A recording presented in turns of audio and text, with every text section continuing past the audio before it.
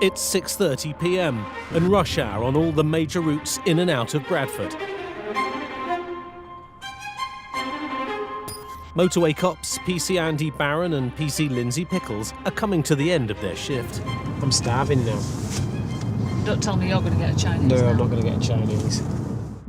But their takeaway is going to have to wait. I had an earpiece in on a local Bradford channel, and I could hear one of my colleagues mentioning a white Sprinter van that were making off from him.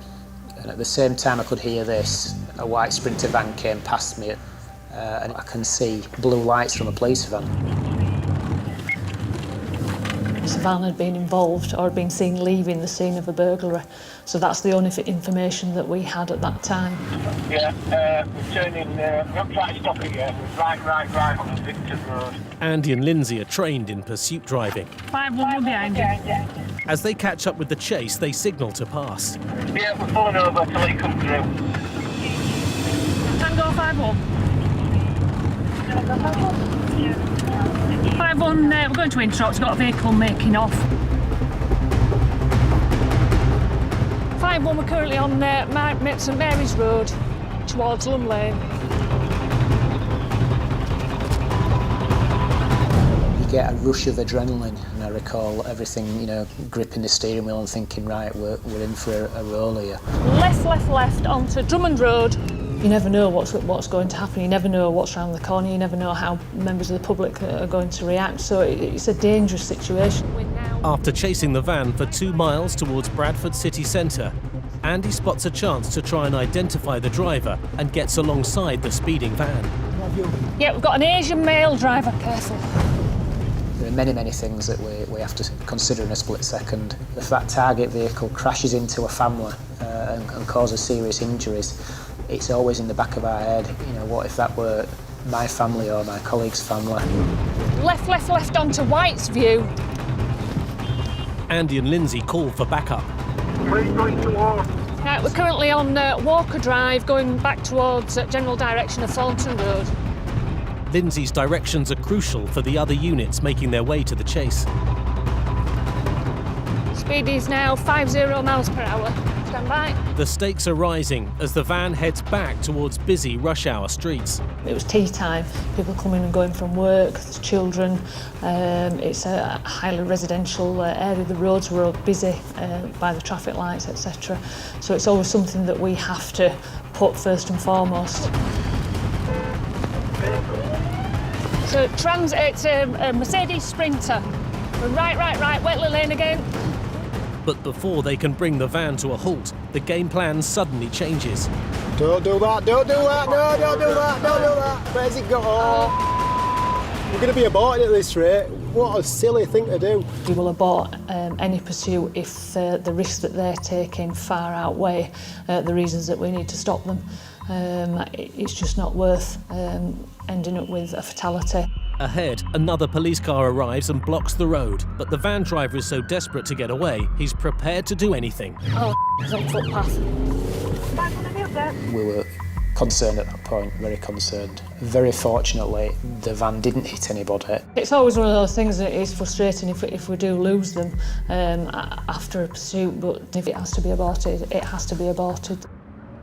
We're now back onto Wetley Lane. We've got one front seat passenger that's on the phone and a driver. It's going to be a decamp, is this in a minute, I reckon. I don't think they're going to keep going for long. But then the van driver makes his first big mistake. We've gone left onto Glenholme Road and then left again. Oh, it's collided with a small wall, but it's continuing. It's going to decamp, it's lost its back wheel. It's lost its rear near side wheel. That's the riskiest point of losing somebody. As soon as they leave the vehicle and start running, that's when you may lose them. He's losing control as he's going round corners because he hasn't got the stability at the back end. As the damaged van speeds down a residential street, an unmarked car joins the chase. I'm going to... We're at Ashwell Road now, Ashwell Road.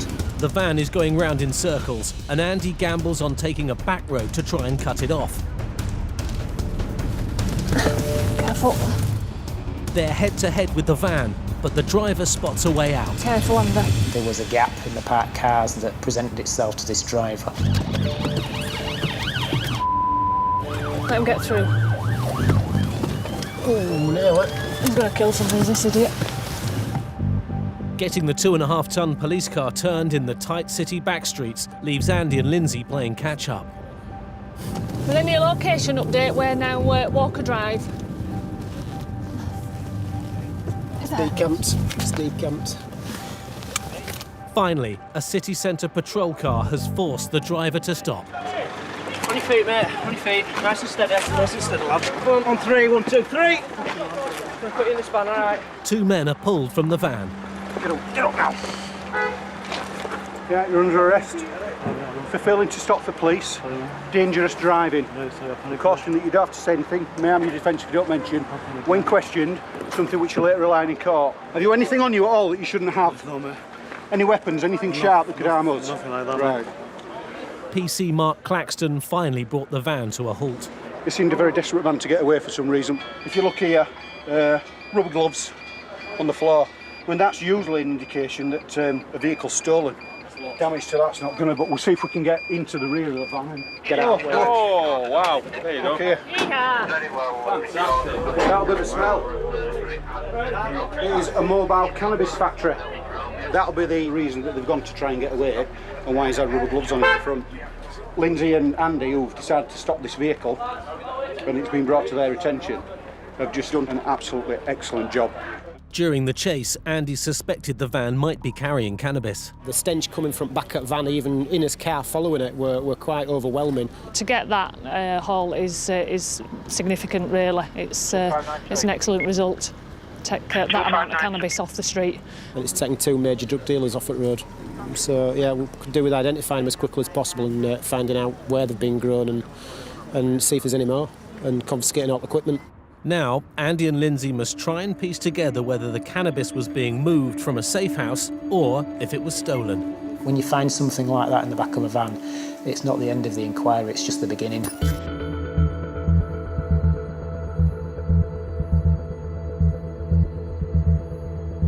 "15 miles away, PC's Paul Crabtree and Chris Percy are eastbound on the M62. Oh, look, the entry slip road's nice and clear. That's just what I like to see. You can go home and sleep safe and sound tonight, then, can't you? This is the main artery across England from Liverpool to Hull. It's one of the busiest motorways in the country. During the daytime, it's more dealing with accidents and incidents as they come in, but at night time, the opportunity is there for speed.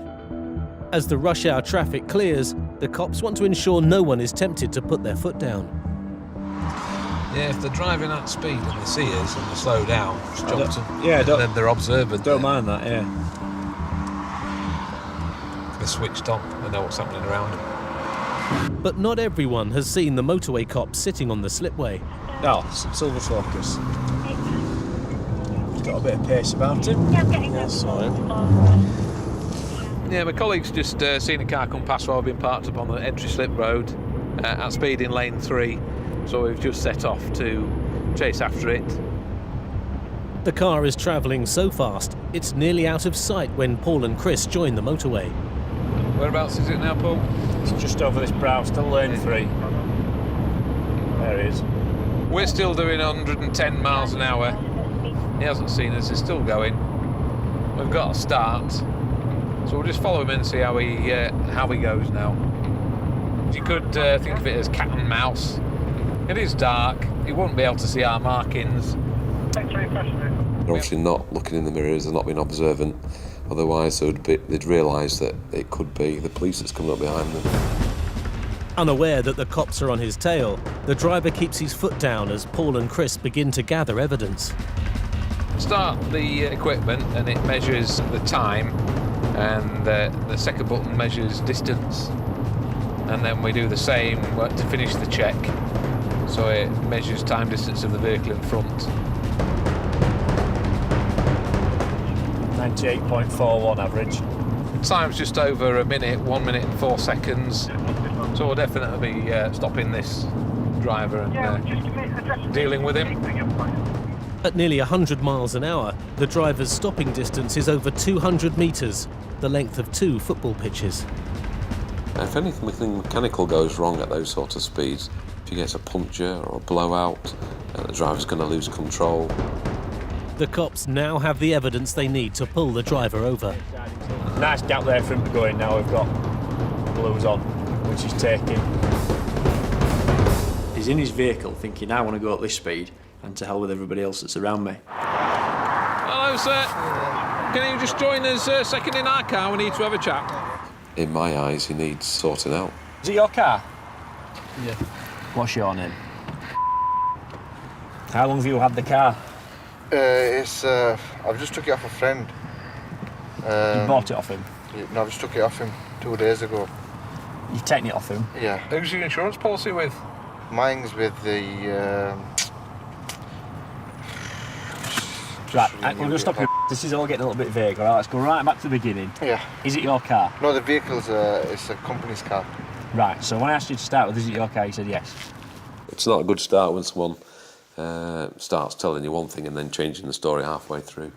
I was pledging to not buying it, to be honest with you. I'm just driving it around. Right, whose car is it?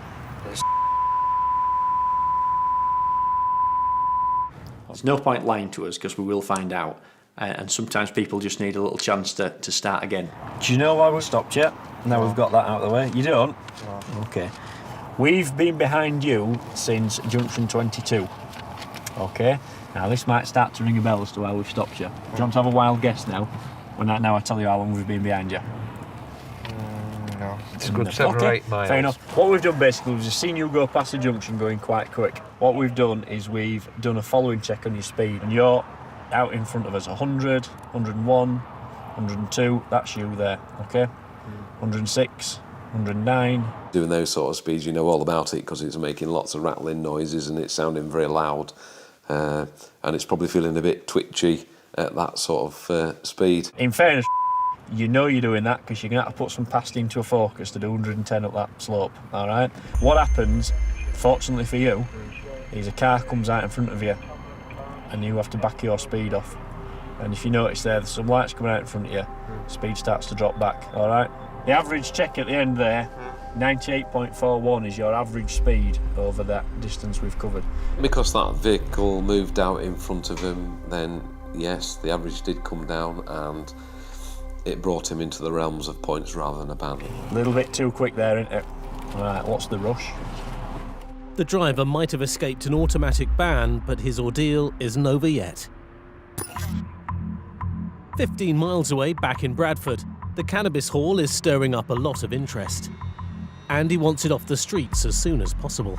We've got a big crowd in the middle of Girlington, so we need the cannabis in the van moving as soon as possible. You say it's full of cannabis. How full of cannabis is it? It's a Mercedes Sprinter long wheelbase and the back of it is full of cannabis. So that's the sort of volume we're talking about. It's basically a cannabis factory on wheels and moving somewhere else.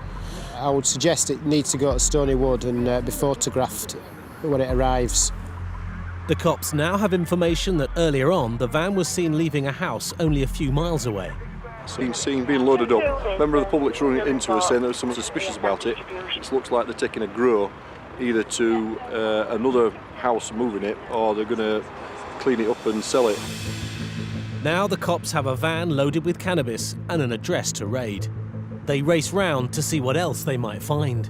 There still could be more cannabis back at the house and possibly other people at the house. But they may be too late. The house is deserted.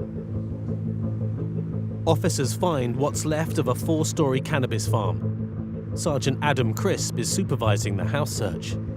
When we've got to the address, we've realised that somebody's forced entry to the ground floor and then they've stolen cannabis. You can see the trail of cannabis leading to the exit of the door. The cops are sure that the plants in the van originally came from the house. They could have been the people that have set up this is cannabis factory, or they could have been tipped off that, you know, the police are coming, or it could be a rival, you know, drug dealers' cannabis factory that they are trying to rip off. A mile away, back at the van, Lindsay gets an update from Sergeant Adam Crisp. What they're saying is they need to, because obviously they've got the cannabis plants at the house and they've got these, they want to take a sample so that they can say that they're the same one. The cannabis seizure will lead to a major investigation. But for now, Andy and Lindsay's work is done. Has anyone checked tyres in this van? Have a look. It's got a rear near side flat, I think. It's possibly under limit. It's certainly underinflated. Come on, we're on. Rest. Food. Andy and Lindsay can finally take a break. That was a nice little job, wasn't it?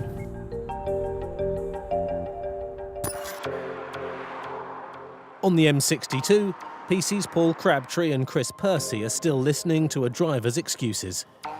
They want to know why he was speeding at nearly 100 miles an hour. Right, what's the rush? I needed to get home.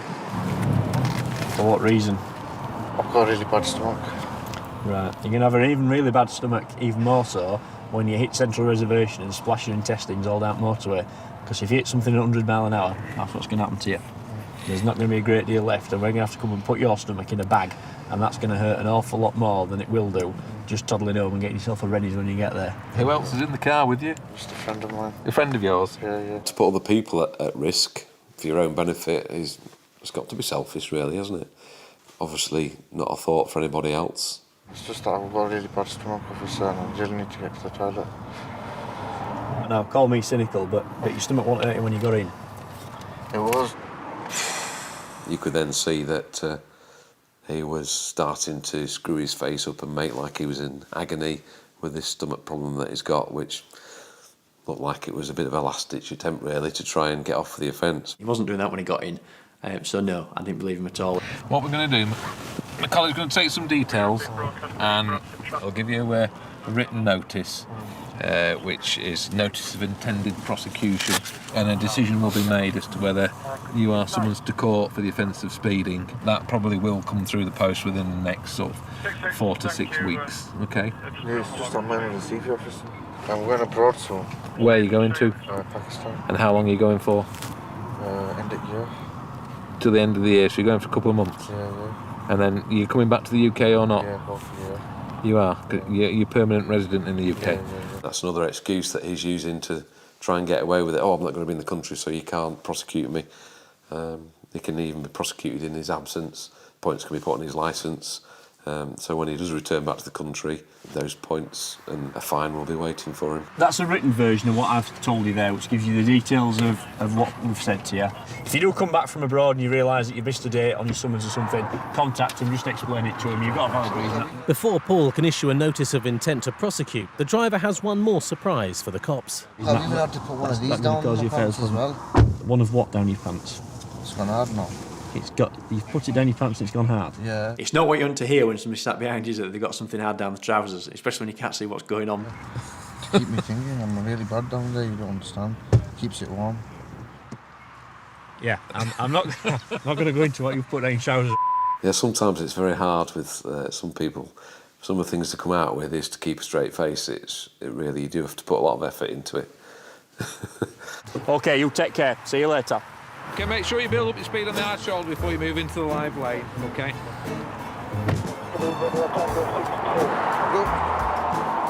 I had to put that down my pants. Paul and Chris can't quite believe their ears. I've polished down my trousers and it's gone hard. That is what he's just said to me, isn't it? It is, yeah. What was he talking about? He's got one of them, them gel things for sports injuries. Oh, right. They're all mushy. He's obviously popped it down front of his trousers. Oh, get your speed up, don't pull straight out, don't do it. Oh, he's been all right. Not too bad.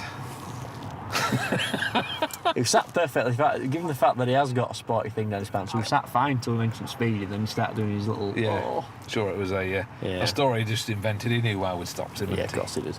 Yeah. No, you just never know what you're going to come across. This particular week was just a general National Road Safety Week, so it's almost a catch-all. Just get out there, see what we can find.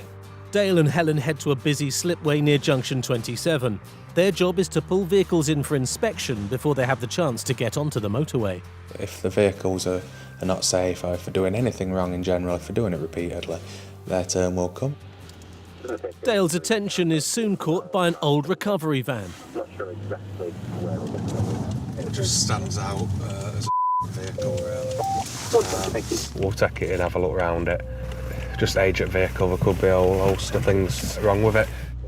I suppose some people may think mountain out of a molehill, It may seem trivial, it may seem quite harsh if we start talking about something like a bald tyre, but it's that. It only takes a split second for it to evolve into something so much more. Nothing to worry about. I'm sure you've been I stopped have for been this sort of stopped thing before. before. I was off to Toys R Us, that's all, to pick a reserve present up. I thought, what's this about? This guy who was very chatty, but I suppose it just comes with experience. You realise some people are just trying to befriend you as a means to an end. It sometimes don't come up on insurance thing. If you give me Which a producer, company is it with? I can't remember. I think it's Tradewise. Right. If you give me a producer, I can bring you I can produce. We'll ring up and check as we always do. All right, well, Saves you producing. Sometimes people can seem too keen to help. When people start quoting these phrases, these offences to you, if they know it that well, they've obviously been there, done it and got the T-shirt. So it certainly makes you wonder who exactly am I dealing with here. What sort of policy is it? Recovery policy. Right, I didn't know if it were recovering sales No, or... it's MOT'd as well, because you're not allowed to use them if they're MOT'd, exempt for personal. He tried a little bit too hard, and everything unravelled from there, really. Customs officers have run a check on the recovery truck's fuel, and the news isn't good for the driver. I suspect it's red diesel. We've done you before, haven't we? Not long ago. No. Oh, we tested you before. We tested me before. It's about 50p a litre cheaper than the standard clear greeny coloured diesel, what you'd normally buy. Running tractor equivalent JCB, as long as it's not on a road, we're fine to use it. It's exactly the same product. The red diesel just has a dye placed in it at manufacture to indicate it's not suitable to be on the roads. What will it be then? 500 quid? Well, it's been done before, so you'll have to decide on see how many times it's actually been done. I definitely did it about 3 months ago, so... The driver has an excuse. It's not my fault, I've just put £20 worth of white in at Tesco's. But the evidence is stacking up, and his day is about to get worse.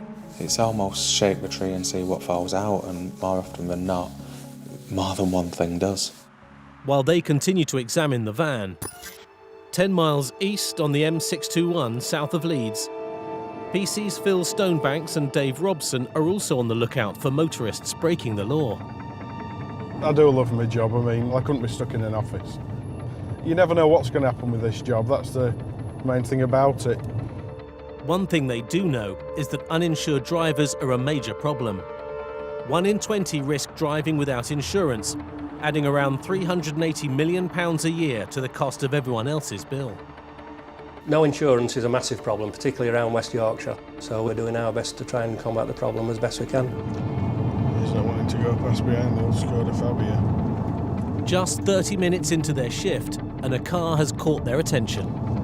I usually play a game with them to see how slow you can get before they do eventually come past. The speed limit there is 50 miles an hour as you're coming down into Leeds, and at one point I think we got down to 38 miles an hour. He just didn't want to come past us, so that immediately sets the alarm bells ringing. As the car is finally forced to overtake the cops, Phil checks the driver's details on the police national database. Fabia, a male driver, wasn't it? Yeah. Female owner, let's see who's on the insurance. Permitted driver, insured only. Were they? That's reason enough to check him out. Right, like now? Yeah. 99% certain it was a male driver. Yeah, on works. Bring him in. These are the people that are our bread and butter. We're going out there and we're actively trying to take these people off the road.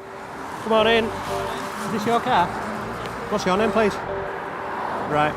Marvellous. Just checking the insurance. Whose insurance are you driving on, sir? Because according to the insurance, there's only you on the insurance to drive the vehicle. You've got another vehicle that you're insured on, have you? Is the vehicle that you're on about registered to you? It's registered in your name? He was a bit hesitant, but, you know, he was a plausible character. You know, we get some people, it's obvious from the minute you start speaking to them that they're lying through the back teeth. But we still need to get him in the back of our car just to run the necessary checks. What's your name, sir, please? It's Aaron Johnson. Can you spell your first name for me? It's Aaron Johnson, but my name's Dean Johnson, but it's like, it's more, I don't even know if everyone just calls me Aaron, but it's Dean. Right, what name's on your driving licence? Dean Aaron Johnson. And what's your home address? It's Yeah. Right, you known to the police at all? You ever been arrested or any fingerprints taken? No. Right, excellent. You got a full driving licence? Yeah. Excellent. Do you have it on you? No, I haven't. No. The driver licence check is usually the one that catches them out. Everybody, if they've got a driving licence, it will be recorded on the police national computer. It's just a case of putting the right details into the computer. Yeah, can you just run the driver through for us, please? Just do a driver licence check. Surname of Johnson, 2 forenames of Dean, Aaron. Where are you heading for then? I'm just going to Leeds to a christening, yeah. Hello, 7-1. Go ahead. 7-1 again, there's no trace on those details. There's nobody with that name. No, I didn't. We tried postcode search and everything, but there was just nothing there, which it sets the alarm bells ringing. It was quite obvious that he wasn't telling the truth. And the driver isn't going anywhere until Phil finds out what he's trying to hide. Just off the M62, the recovery truck driver is starting to feel the heat. His vehicle is failing every test, and now the lack of tread on his tyres is under scrutiny. What does that say? Yeah, 0.39. Yeah, right in the sentence. So you need 1.6 millimetres to be lawful. So this is an illegal tyre. So I'm going to report to the police officer here. Everybody's going to be dealing with you, really. Obviously, customs will deal with you for their side of things. We're running at red diesel. VOSA, I assume it's going to be some form of a prohibition. Yeah. There's also on your brake fluid. Things are mounting up, and all the agencies, everybody's writing their own pieces of paper. Not good news for him when he looks around, and whichever direction he turns, he sees somebody else writing a report on him. The bald tyre is an automatic 3 points. It'll have to be a report, a 192 for Tiger 7 Will it be 12. points? Foot tyre? Will it be points? Just, So I'm alright for this foot licence? he can if he wants Will to, it or be he can. points It for will. tyre? Take that out on the face, Right. mate. Bald tyre does carry points typically, all right, but because you're already on 12 points. It's on 15. I'm on 15. You're on I've got 15. unlawful. But he kept it in court. I kept it in court. Right, okay. Well, it'll be down to a court whether they disqualify you, won't it? There's not much else he could have been doing wrong here today in terms of the people what's here. His licence is shown expired because he's not surrendered it after being given more points at court. On the face of his licence, he's got 6 points. He's actually just said he's actually got 15. If I was a betting man, I would expect him is going to be subject to a disqualification on this occasion. And now he's also going to lose his van.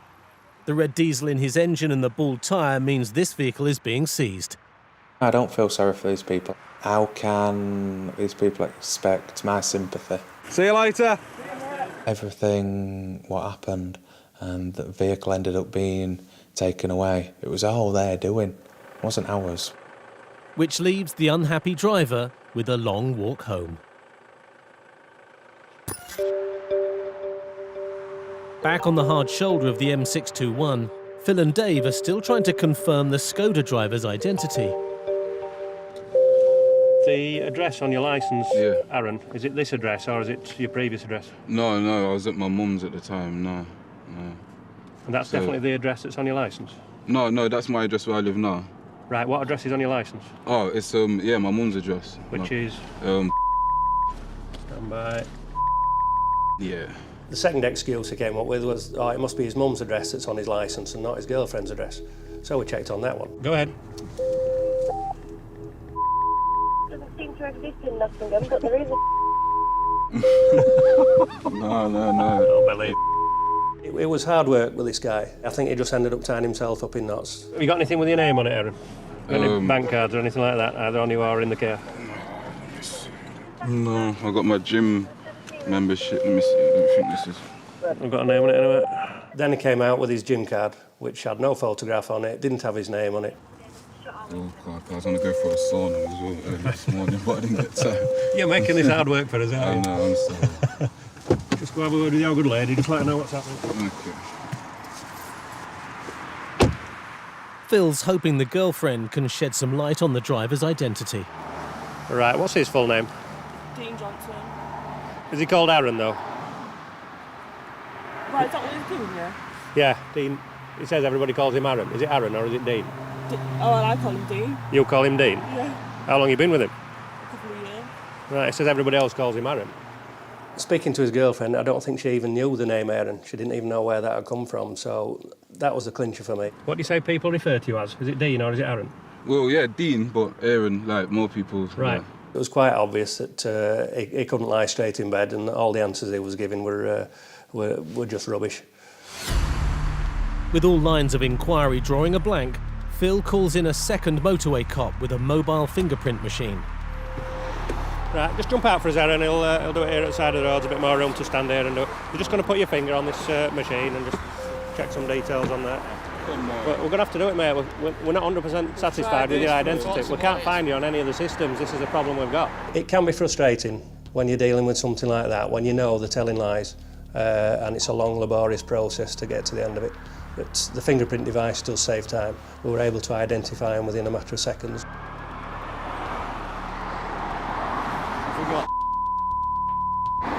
No. Finally, the truth is out, and or Dean, also known as Aaron, decides to come clean. Go on then, what do you want to tell us? What's your real name? Right, why didn't you tell us that an hour ago? It's just that I panicked. I'm on a provisional. We're on the way to the christening, and I just wanted to get there. Provisional licence holders obviously aren't allowed on the motorway, full stop. The only place they can drive legally is on non-motorway roads, provided that they're supervised by a qualified driver. If you do get caught, then you're looking at between 5 and 8 points in your driving licence and £200, £300, £400, £500 fine, so it's just not worth it at the end of the day. While he tries to explain his way out of trouble, his girlfriend leaves him to the motorway cops. She's abandoned you, mate. Give her a ring. She's gone without you. A lucky escape for her. It was quite possible that his girlfriend could have been arrested as well for attempting to pervert the course of justice. But the driver is still hopeful he might yet talk his way out of trouble. I'm not trying to talk to you like idiots or nothing like that. Well, unfortunately, for the past hour, you've tried to treat us like idiots by pretending that you were someone else. And I've asked you numerous times if these are your right details, and you've said yes, and that wasn't the case, was it? No is the answer, isn't it? We can get something down on paper, and then you'll be reported for summons, and you'll get a summons through the post. At the end of the day, we're not vindictive, so we just couldn't turf him out in a strange city at the side of the road, so being the nice guys that we are, we decided to drop him off down at the train station. He's not done himself any favours. He had plenty of opportunity there to tell us his real name. Right, there you go, mate, we'll let you out. But the fingerprint device doesn't lie, and it's just confirmed exactly who he is and that he doesn't have a driving licence. He's admitted he's not insured to drive the vehicle, but he's also looking at going to court for the offence of obstructing a PC by attempting to give us false details. That was hard work. We got there in the end. High five. Cheesy or what? Yeah.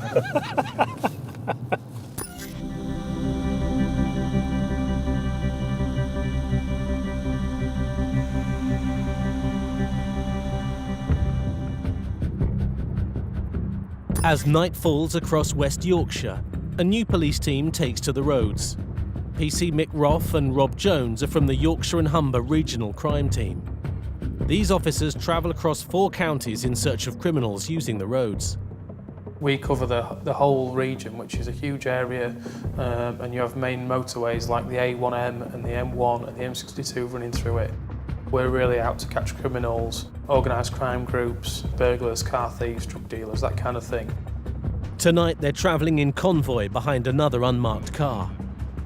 They don't normally deal with traffic offences, but as they leave the M1 to join the M621, a driver grabs their attention. Who's working, who's not working?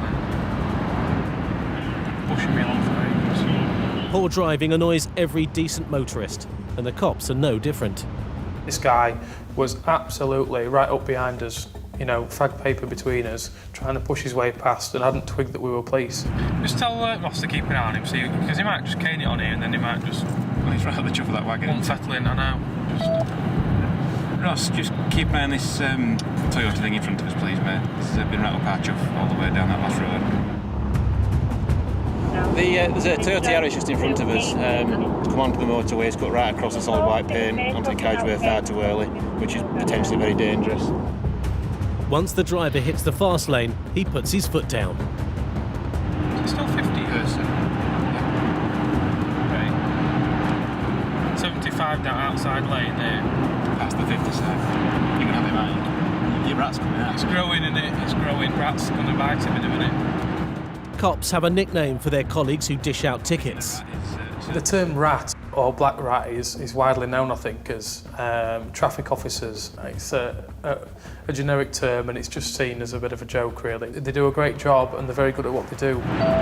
Roffy's in a rat is surfacing, mate. He's thinking about a speeding ticket. I have a reputation for being the rat on the team, so it was quite amusing to me that he's the one that was getting all het up about the way this fella was driving. But the driver's not finished yet. Is he going to squeeze his way in here? Driver, no land, speed away. Oh, every time. As soon as he crossed those white lines and pulled that dangerous manoeuvre, that was a point where there's no going back from this. He has defo won himself a ticket. When we got to the feeding in lane there, he's gone straight across the chevron areas, making his own lane up as he goes along. So we're going to speak and have words about the manner of his driving. You over. If we'd not stopped him and spoken to him, then I have every expectation that he would have caused an accident at some point. How do? Are you in a rush for a particular reason, or...? I just wasn't thinking. Come take a seat in ours for us, please, mate. Let's have a quick natter. Bring your keys here.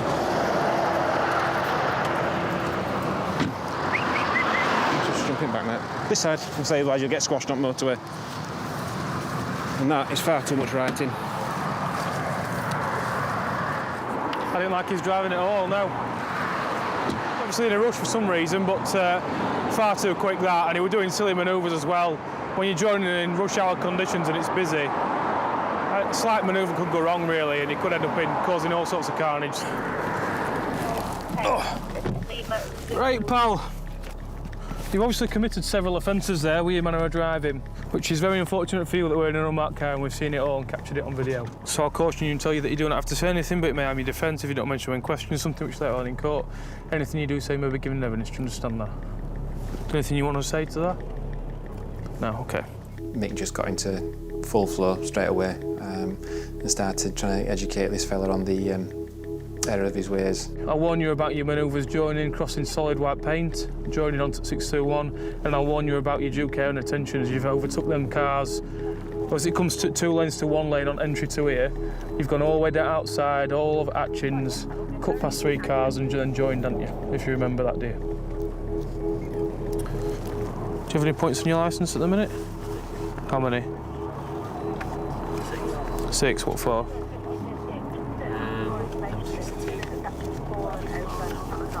What, on the average cameras? What, twice or just once or? Twice.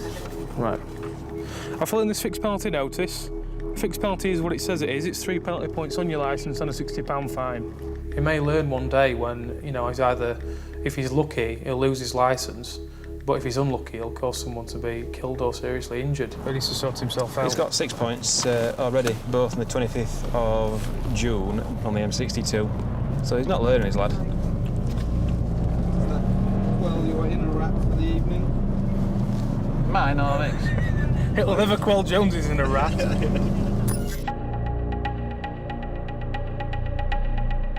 20 miles away, just north of Bradford, PC Andy Barron is back on shift.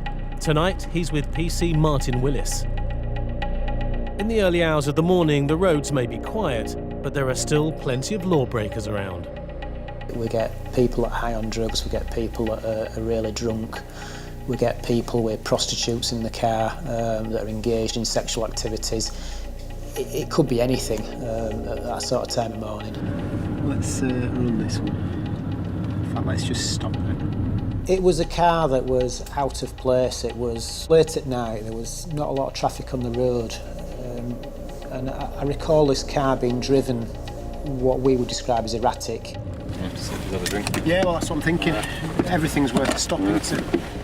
It was doing things that you wouldn't expect a careful, competent driver to do. It just heightens your suspicion. Have a seat.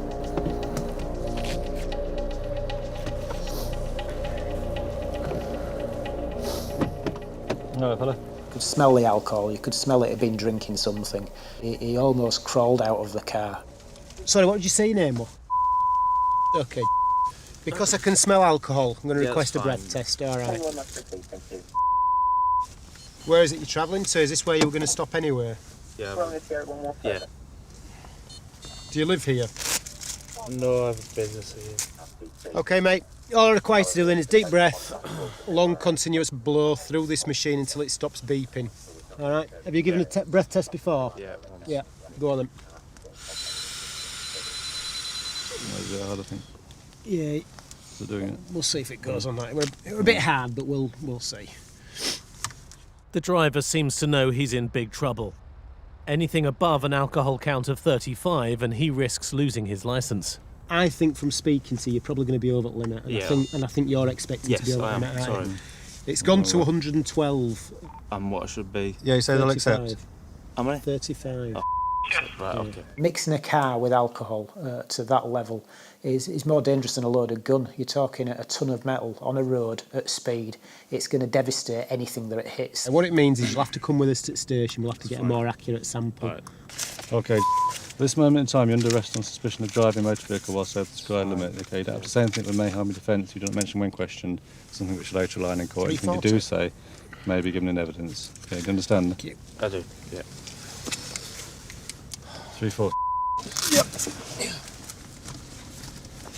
His world has just ended. I think he knew about it as soon as I spoke to him. He was he's just blown 3 or 4 times over the legal limit. So he's coming with us, drink driving. So this is going to have a big impact on him, unfortunately for him.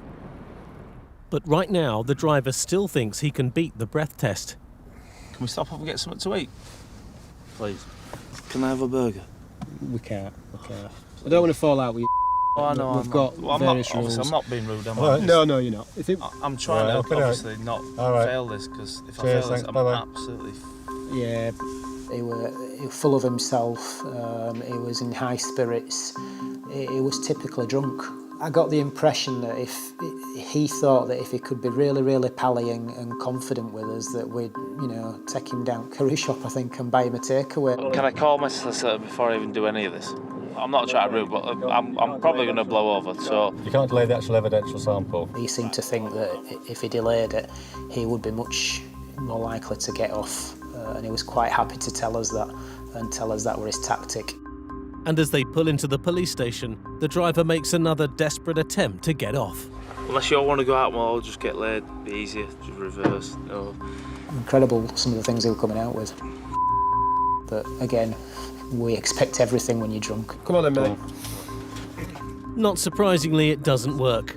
His only destination is the custody suite, where he'll be providing the breath test that will really count. 70 miles away on the M62 near Hull, Mick and Rob are still on the road. They're racing to a suspected break-in.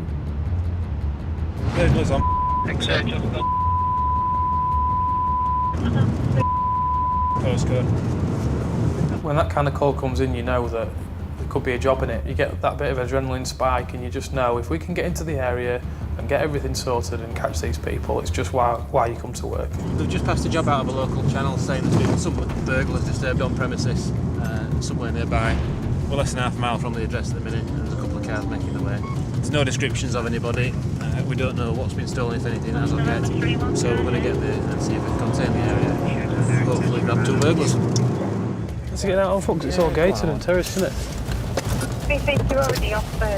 I'm going for a wander. Mick and I were making a bit of an area search to try and find people running away from the address, if you like. Hopefully swag bag in hand.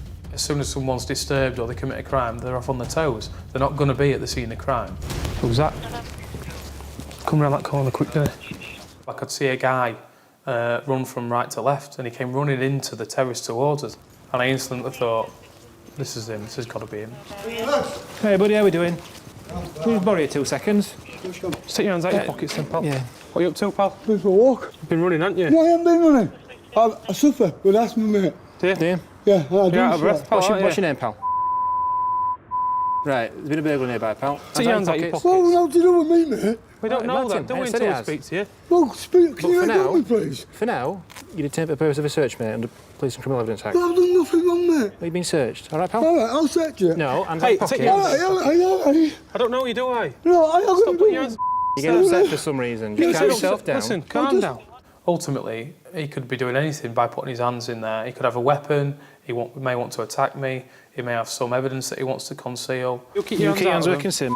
You ain't going to put your hands up in air, pal. It's not America. It's just when people start going into the pockets, I don't know what's in there. Yeah, As my mate's explained, mate, listen. there's been a burglary not 2 streets away. You've come round corner running, haven't you? No, I haven't come round corner, mate. Why you come running round end to me, No, pal? I come walking round, mate. You didn't? I did. No, you never. I did. I've done nothing wrong, mate.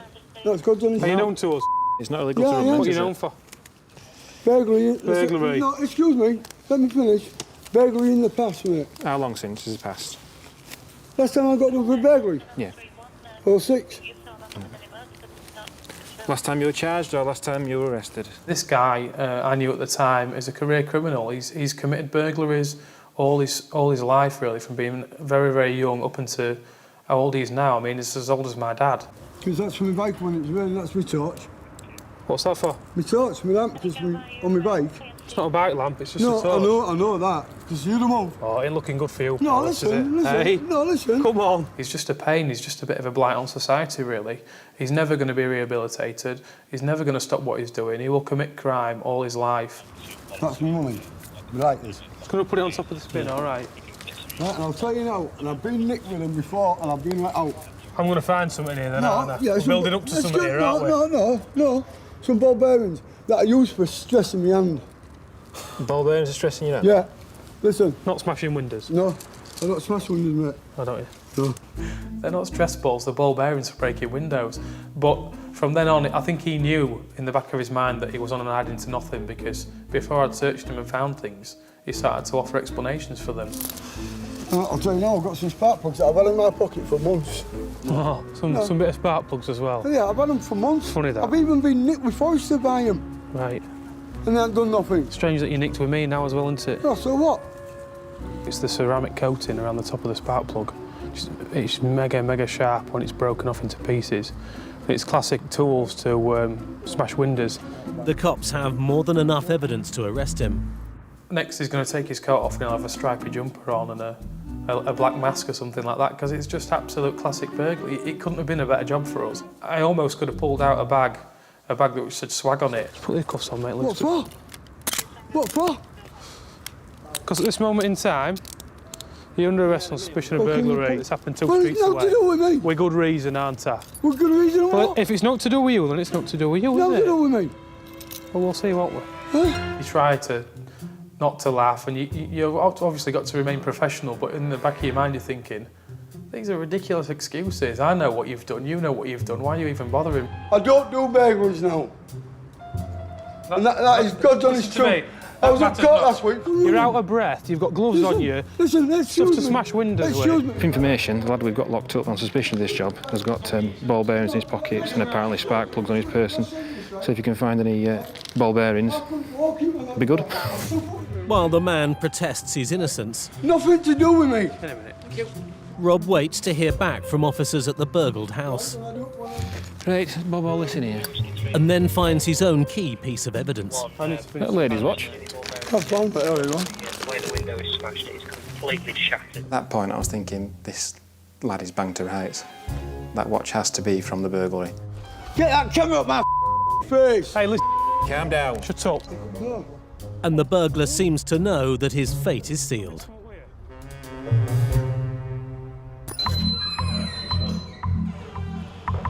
Back in Bradford, Andy and Martin have arrived in the custody suite with their drunk driver. Right, Sergeant. OK, he's come and sat in the back of the vehicle. Could smell intoxicants on his breath and has provided a breath sample of 112 micrograms in 100 millilitres of breath. That's a reading more than 3 times over the legal limit. And what have you been drinking this evening, last night? Lager. How much would you say that you had? 6, 7 maybe.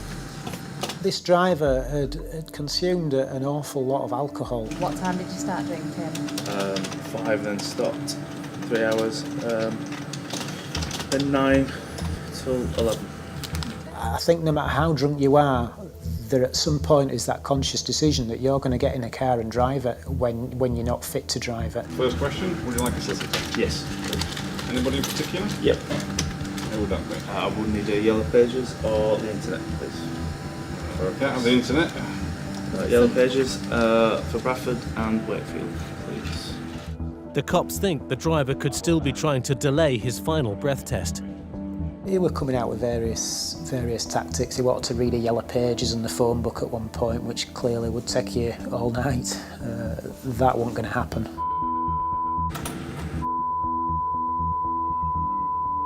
Which company? Are they criminal solicitors? Don't know yet. Find out when I speak to them. So they're not criminal solicitors, they're not on our list. You won't be able to have them. Don't need to find them. Well, what we can do is we can contact the duty solicitor, which is the local solicitor. I'm not trying to rude, I'm not having a duty solicitor. Okay. They're absolutely. I have no sympathy at all for people like that. They've taken the risk, they've been caught, they deserve everything they get. Keep going, keep going, keep going, keep going, keep going, keep going, keep going, keep going, keep going, keep going, keep going, keep going, keep going, keep going, keep going, keep going, keep going. That's brilliant, that's good. Right, put that down. Your lowest reading is 83 micrograms of alcohol and 100 millilitres of breath. Okay. It is over the limit, the legal limit is 35. So what will happen, you will be charged with driving whilst over the prescribed drink drive limit. Our priority is to save lives, and we deal with death and destruction on a regular basis, far too regular. We want to stop that or reduce it if we can. And the only way to do that is to take these drivers off the road because they are an absolute hazard. In Hull, Mick and Rob are with a suspected burglar waiting to hear if a watch has been reported stolen from a nearby house. DKNY? Yeah, that's it. Happy days. What, taken from this one? It gets better already. There's a women's DKNY watch been taken from this burglary. He's got that in his pocket. So he's obviously done the job. So he's caught red-handed, so to speak. He's done nothing wrong and he thinks he's clever because he's getting me for something I haven't done. He's going to get off with it, apparently. The fact that watch front burglar is in his pocket, 2 streets away from burglary, I don't think he's going to get away with it. So we've got a torch, some ball bearings, the spark plugs, and then now we've got the watch from the house, from the burglary, which absolutely ties it up for us. It's a hole-in-one, it doesn't get any better than that. With the case sewn up, the cops arrange for the burglar to be transported to a police station in Hull while they follow on behind. Hey! Result or what? Result or what? Happy days. It was this watch, I found it. Oh, did you? What, in someone's house? Did you see me fix a spark plug out of his pocket as well? Yeah. Oh, there, I've had them in there ages, have you? Yeah. Oh, right, yeah. A bit like you said, every time you went into a pocket, it was like, and I'll tell you this as well. He was absolutely banged to rights. There was no way he was going to wiggle out of that, no matter how much he denied it. But at the station, they find him still sticking to his unlikely story. Hey, old mate, all right? Come on. Don't talk to me, yo. What's up with you? You arrested me for... Hey, listen. No. All right, hold on. Can I just say something? You arrested me for... Come on, let's go over here. No, you arrested me for something I haven't done. Come on. Why have you got ladies watching your pocket then? What? Why have you got ladies watching your pocket? Because I bought it off of somebody. Did you? Yeah. All right. Just come and stand at the desk here, buddy. The alleged offence? Burglary. Not guilty. We made an area search and cited this gentleman running into Vermont Villas. When I spoke to him, he was out of breath. Yeah, because I suffer with asthma. I conducted a search of his person and seized from him a silver women's DKNY watch from his rear pocket of his jeans, and he was arrested on suspicion of burglary. Something I haven't done. It's harassment, that's all it is. He never stopped coming out with excuses because I think he's just a career criminal, and I think he's got in his head that he has to deny it to the end because he knows if he makes any admission throughout, we will use it against him, and we will. He's been in the game long enough to know to deny everything up until the point where you stand before the jury. Do you know something? I got arrested every... Stand at the desk. Get off! Down. Get off! Calm yourself down. Hey. Stop it. Don't start with that. I am being restrained. Come on, mate. Before you just take him, I could do with seizing his clothing. So have you got any brown bags I can borrow, please? Thank you. Cheers. Where are we going, Rob? All right. Get off. What? Just kick your shoes off before you go. Just kick your shoes off, please, pal.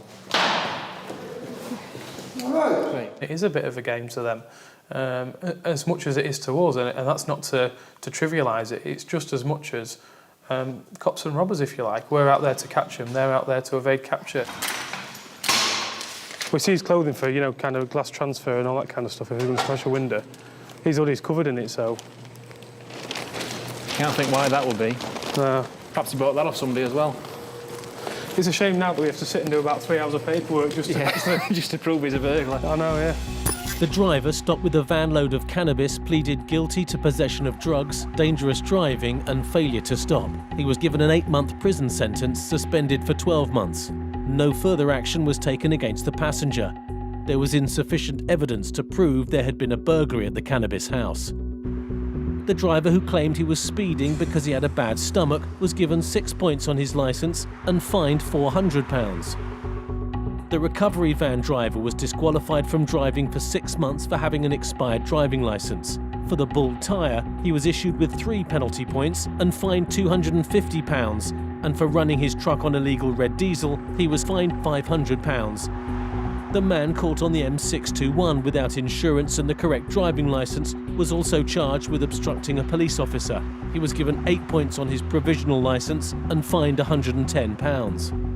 The tailgating driver, who took off at speed on the M621, was given 3 points and issued with a £60 fine. The drunk driver was disqualified from driving for 16 months and fined £235.